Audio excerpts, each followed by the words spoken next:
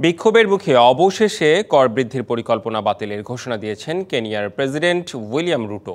জাতির উদ্দেশ্যে দেয়া এক ভাষণে পার্লামেন্টে পাশ হওয়া এ সংক্রান্ত বিলে সই করবেন না বলে জানান তিনি।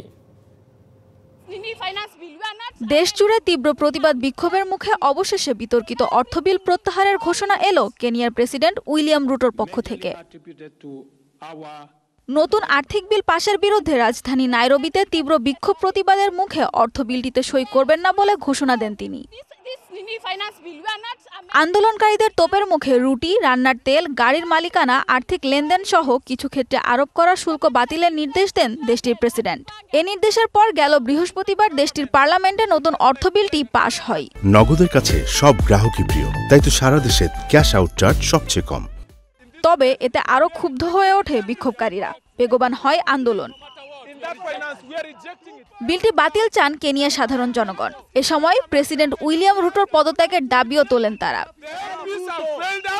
ব্যারিকেড ভেঙে সংসদ ভবনে ঢুকলে পুলিশের সাথে সংঘর্ষ হয় বিক্ষোভকারীদের। ঘটে হতাহতের ঘটনা। গ্রেপ্তার করা হয় কয়েকশো বিক্ষোভকারীকে।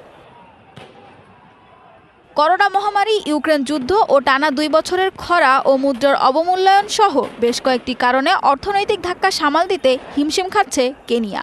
$2.7 বিলিয়ন রাজস্ব বৃদ্ধির লক্ষ্যে বেশ কয়েকটি গুরুত্বপূর্ণ খাতে কর বাড়ানোর প্রতিবাদে দেশজুড়ে বিক্ষোভে নেমে নিজেদের দাবি আদায়ে সোচ্চার হন কেনিয়ার সাধারণ জনগণ।